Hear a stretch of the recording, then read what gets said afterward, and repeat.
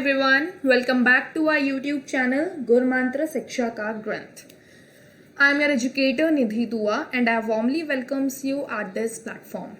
So guys, आज हम एक नया चैप्टर स्टार्ट करने वाले हैं, that is chapter number 9th and इस चैप्टर का नाम है बायोमॉलिक्यूल्स.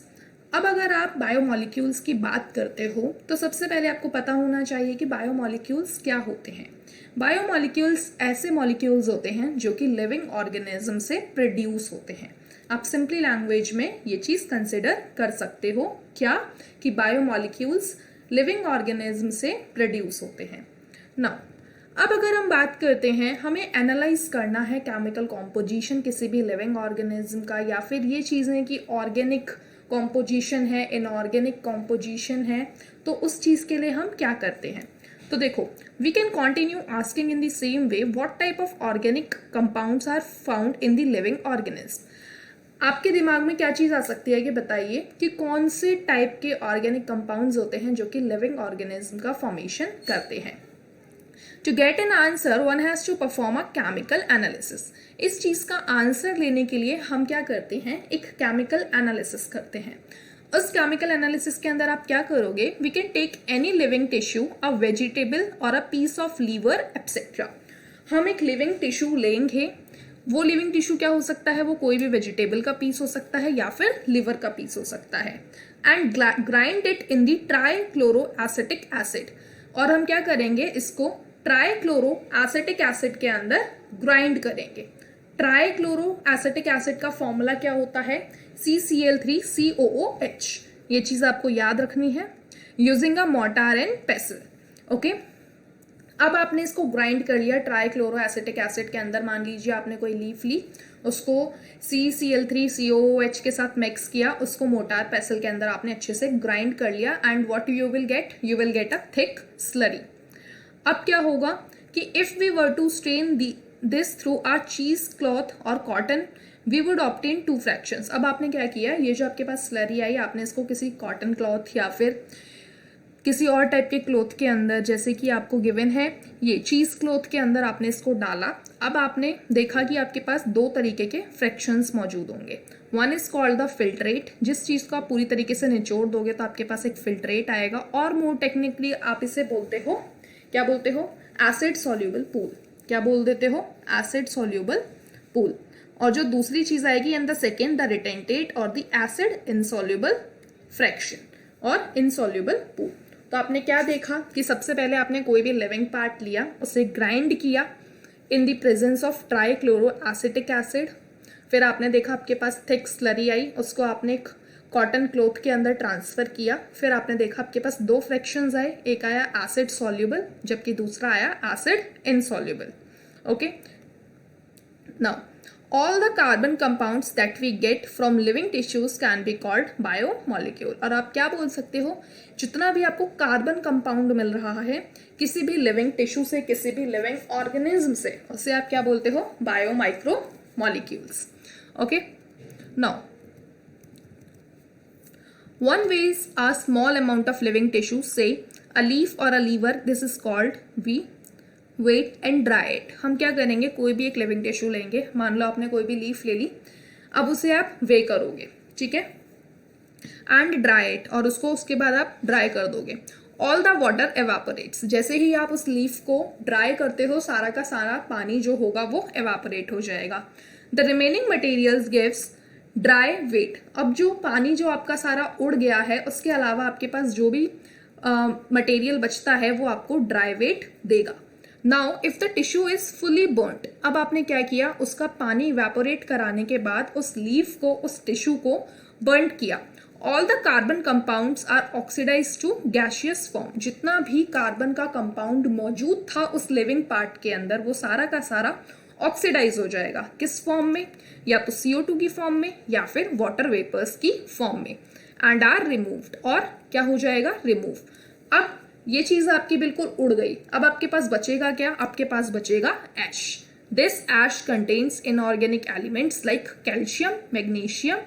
ओके, अब क्या होगा, जो आपके पास एश बची है, उस लिविंग कंपाउंड को जलाने के बाद उसके अंदर इनऑर्गेनिक एलिमेंट्स प्रेजेंट होंगे. Inorganic compounds like sulfate, phosphate are also seen in the acid soluble fraction.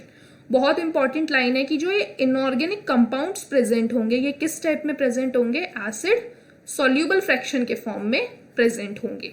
ठीक है. Now therefore the elemental analysis gives elemental composition of living tissue in the form of hydrogen, oxygen, chlorine, carbon, etc. while analysis for the compounds gives an idea of the kind of organic and inorganic constituents. okay, अब देखो biomolecules के अंदर जितने भी आपको diagrams given हैं, जितने भी आपको चार्ट्स गिवन हैं, ये सभी के सभी बहुत ज़्यादा इंपॉर्टेंट हैं, आपको याद रखने हैं. सबसे पहले टेबल 9.1 क्या कहती है, a comparison of elements present in non living and living matter. तो एक कंपैरेटिव टेबल दे रखी है आपको कि नॉन लिविंग और लिविंग मैटर के अंदर किस तरीके से कंपैरिजन हो रखा है, किस परसेंटेज में ये चीज़ें प्रेजेंट हैं. सबसे पहले आपको ये सारी चीज़ें याद रखनी है, लेकिन सबसे जो इम्पॉर्टेंट बात है वो क्या है कि सबसे कम कौन सा एलिमेंट प्रेजेंट है ह्यूमन बॉडी के अंदर. तो अगर आप देखते हो ह्यूमन बॉडी के अंदर सिलिकॉन जो है वो नेग्लिजिबल अमाउंट में प्रेजेंट है. वहीं अगर आप सबसे ज़्यादा बात करते हो कि ह्यूमन बॉडी के अंदर सबसे ज़्यादा कौन सा एलिमेंट प्रेजेंट है, तो आप देख सकते हो ऑक्सीजन. ठीक है. और ऑक्सीजन के बाद कार्बन.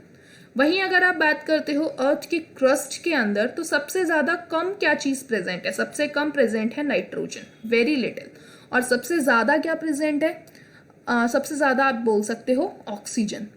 तो अब आपके पास क्या चीज़ निकल के आई कि कॉमन जो चीज़ अर्थ के अंदर भी, अर्थ क्रस्ट में भी और ह्यूमन बॉडी के अंदर कौन सी चीज़ सबसे ज़्यादा अमाउंट में प्रेजेंट है, सबसे ज़्यादा परसेंटेज में प्रेजेंट है, तो आप क्या बोल सकते हो, ऑक्सीजन. ऑक्सीजन अर्थ पे भी मैक्सिमम है और ह्यूमन बॉडी के अंदर भी मैक्सिमम है.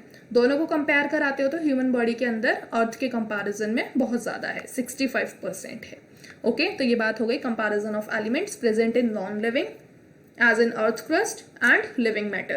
okay, now moving further to the next topic जो कि आपको बता रहा है about amino acids.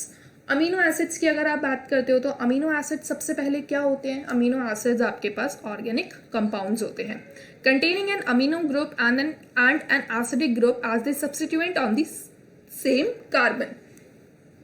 Amino acid क्या होते हैं, अमीनो एसिड ऑर्गेनिक कंपाउंड्स होते हैं जिनके पास एक अमीनो ग्रुप होता है और साथ ही साथ एक एसिड ग्रुप होता है. ओके, सेम कार्बन के ऊपर ये चीज अटैच होती है, द अल्फा कार्बन, और आप इसे क्या बोल देते हो, alpha carbon. Hence they are called alpha amino acids, और इसी वजह से इन्हें क्या कहा जाता है, अल्फा अमीनो एसिड्स. अब देखो सबसे ज्यादा एक इंपॉर्टेंट पॉइंट जो आता है कि अमीनो एसिड्स को आप और क्या बोलते हो, तो अमीनो एसिड्स को आप सब्स्टिट्यूटेड मीथेन्स भी बोलते हो. तो आप स्टार मार्क करके नोट कर सकते हो क्योंकि ये चीज़ काफ़ी बार बहुत सारे एग्जाम्स के अंदर पूछी गई है, तो ये बहुत इंपॉर्टेंट है. Amino acids are also known as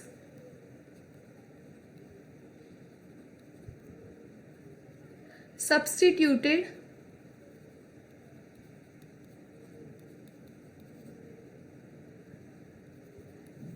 methanes. Okay, there are 4 substituted groups occupying the 4 valency of the position. अब आपको पता है कि कार्बन के पास जो 4 वैलेंसी होती है, कार्बन टेट्रावेलेंट कंपाउंड होता है, तो वो क्या करता है, अपने चारों तरफ 4 ग्रुप्स को अटैच करने की कैपेबिलिटी रखता है. Now these are hydrogen, carboxyl group, amino acid and a variable group designated as R group.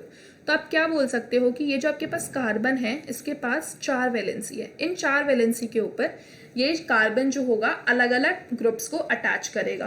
तो देखो सबसे पहले एक ग्रुप होगा R ग्रुप. ओके, इसके अलावा एक हाइड्रोजन ग्रुप होगा, एक कार्बोक्सिलिक ग्रुप होगा, उसके अलावा एक अमीनो ग्रुप होगा. Okay, however, those which occupies in protein are only of 20 types. ठीक है, the R group in these proteinaceous amino acids could be hydrogen, amino acid is called glycine, methyl group that is known as alanine and hydroxyl methyl जिसे आप serine बोलते हो. अभी अभी आपने देखा कि कार्बन के पास एक R ग्रुप अटैच होगा, उस R ग्रुप की जगह मान लो अगर आपके पास हाइड्रोजन अटैच है, अगर हाइड्रोजन अटैच है तो उसे आप क्या नाम दे देते हो, उसे आप नाम देते हो ग्लाइसिन. तो आप क्या लिख सकते हो कि अगर हाइड्रोजन अटैच है, सिर्फ हाइड्रोजन अटैच है आर ग्रुप की जगह, तो उसे आप नाम देते हो ग्लाइसिन। अगर मिथाइल ग्रुप अटैच है तो नाम क्या दे देते हो, एलानीन। और हाइड्रोक्सिल मिथाइल अगर अटैच है तो उसे क्या नाम दे देते हो, serine. Okay, 3 of 20 are shown in figure 9.1।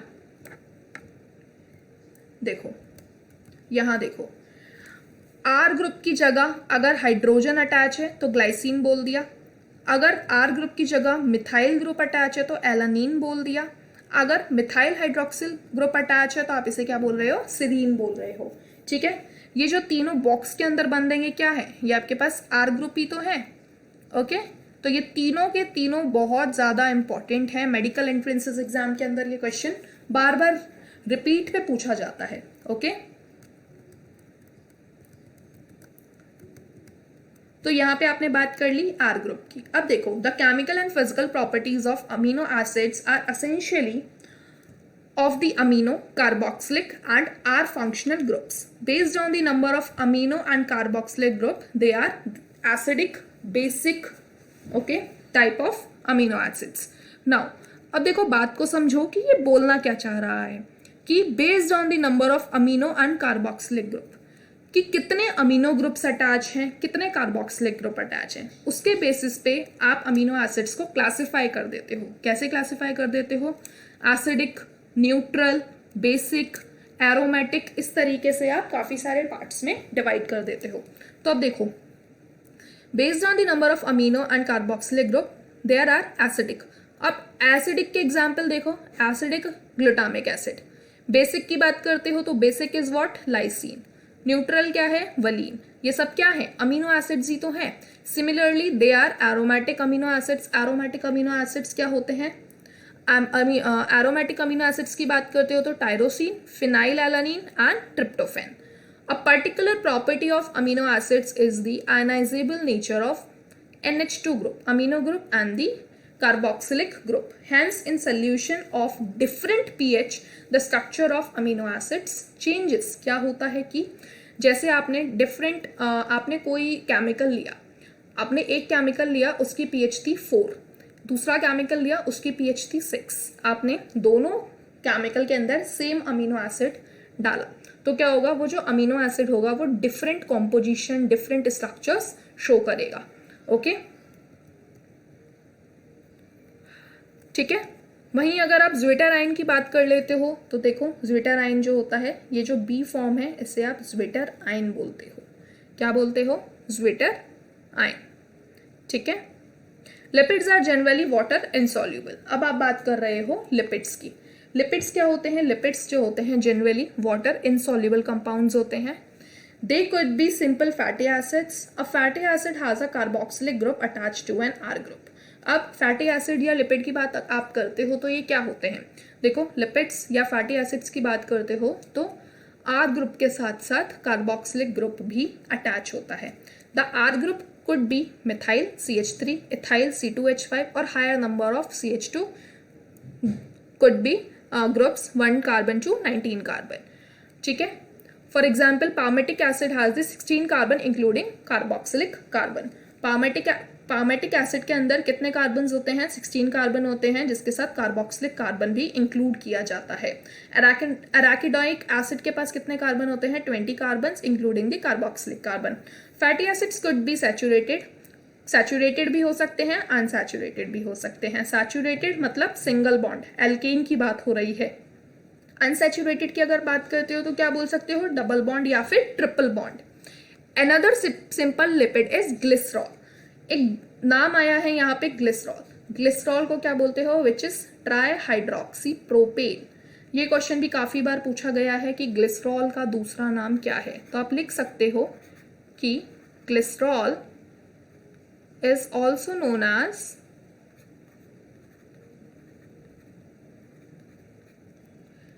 ट्राईहाइड्रोक्सी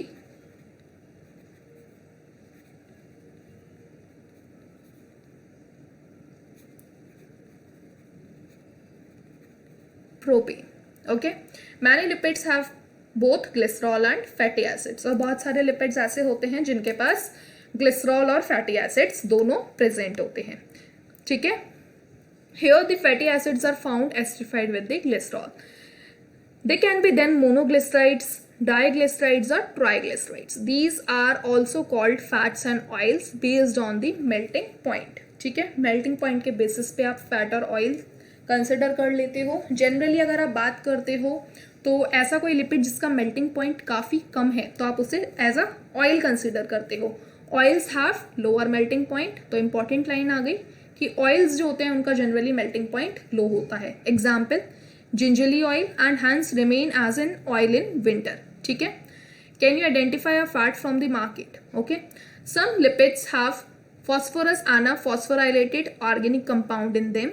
These are called phospholipids. अगर किसी लिपिड के अंदर फॉस्फेट ग्रुप अटैच है तो आप उसे फॉस्फोलिपिड्स कंसिडर कर सकते हो.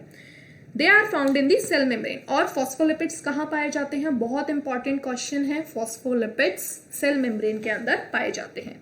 Lecithin is one example. Lecithin क्या है? इसका एक एग्जाम्पल है. लेसिथिन भी एक मेम्ब्रेन होती है. Some tissues specially the neural tissues have lipid with the more complex structure. तो इंपॉर्टेंट बात क्या आई है? फॉस्फोलिपिड का एग्जाम्पल क्या है? तो example of phospholipid is lecithin. ठीक है, तो आप यहाँ पे लिख सकते हो example of phospholipid is lecithin. Okay. Living organisms have a number of carbon compounds in which heterocyclic rings can be found. ठीक है, साइक्लिक रिंग्स भी फाउंड हो सकती हैं. Some of these are nitrogenous base. Nitrogenous base होते हैं adenine, guanine, cytosine, uracil and thymine. When found attached to a sugar, they are called nucleosides. जब ये अमीनो एसिड्स जो होते हैं, ये नाइट्रोजिनस बेसिस जो होते हैं, ये अटैच होते हैं विद अ शुगर, तो इन्हें आप नाम देते हो न्यूक्लियोसाइड्स. वहीं अगर शुगर के साथ साथ नाइट्रोजिनस बेस और साथ में अगर फॉस्फेट ग्रुप अटैच है तो आप उसे नाम दे देते हो न्यूक्लियोटाइड्स. तो आप क्या चीज़ कंसिडर कर सकते हो कि हम बोल सकते हैं कि अगर हम बात कर रहे हैं न्यूक्लियोसाइड्स की, तो देखो न्यूक्लियोसाइड्स के अंदर क्या क्या चीजें होंगी? न्यूक्लियोसाइड्स के अंदर सिंपल शुगर होगी और साथ में अमीनो एसिड होगा. ठीक है. वहीं अगर आप न्यूक्लियोटाइड की बात कर रहे हो, न्यूक्लियोटाइड्स की अगर आप बात कर रहे हो तो न्यूक्लियोटाइड्स के अंदर क्या होगा? शुगर होगी, साथ में अमीनो एसिड होगा और साथ में क्या होगा? फॉस्फेट ग्रुप अटैच होगा. ओके. अब इनके एग्जाम्पल्स आपको याद रखने हैं कि अब देखो adenosine, guanosine, thymine, adenylic acid, thymidylic acid, guanylic acid, uridylic acid, cytidylic acid are all the nucleotides. Nucleic acids like DNA, RNA consist of nucleotides only. अब देखो बहुत इंपॉर्टेंट बात आई कि न्यूक्लिक एसिड्स जो होते हैं लाइक डीएनए और RNA वो केवल और केवल न्यूक्लियोटाइड्स रखते हैं. DNA and RNA functions as a genetic material. ये बात आप पढ़ के आ चुके हो. ओके. तो देखो कुछ जनरल शुगर्स के एग्जाम्पल दे रखे हैं. ग्लूकोज, राइबोस, ये आपका पाल्मेटिक एसिड हो गया. पाल्मेटिक एसिड, ठीक है. उसके अलावा ये कितने कार्बन कंटेनिंग था? 16 कार्बन कंटेनिंग. ठीक है, आप बोल सकते हो 16 कार्बन थे. ये आपके पास ग्लिसरॉल हो गया. फिर ये ट्राइग्लिसराइड हो गया. फॉस्फोलिपिड, लेसिथिन, ये पॉइंट हमने कंसिडर कर लिया था कि मेम्ब्रेन के अंदर, सेल मेम्ब्रेन के अंदर फॉस्फोलिपिड प्रेजेंट होता है. उसका एग्जाम्पल क्या है? लेसिथिन. ठीक है. फिर आपने बात कर ली यहाँ पे न्यूक्लियोटाइड्स और न्यूक्लियोसाइड्स की. ठीक है. एडिनिन, प्यूरिन है, एडिनोसिन, एडिनाइलिक एसिड हो गया ये. इसके अलावा आपके पास न्यूक्लियोसाइड्स हैं एंड नाइट्रोजनस बेसिस हैं. तो ये सारे जो डायग्राम्स हैं, ये सारे जो साइक्लिक रिंग्स हैं, ये आपको पता होनी चाहिए. आप इनको 4-5 बार देखोगे, क्विक रिवीजन लेते रहोगे, डेली बेसिस पे रिवाइज करोगे तो आपको इजीली ये चीज़ें माइंड के अंदर कैप्चर हो जाएंगी एंड आप डिफ्रेंशिएट कर पाओगे. Okay. So this was all about today's lecture guys. I hope आज का लेक्चर आपको अच्छे से समझ में आया होगा. तो मिलते हैं हम नेक्स्ट लेक्चर के अंदर. तब तक अगर आपको कोई डाउट है तो आप कमेंट करके पूछ सकते हो. So thank you very much.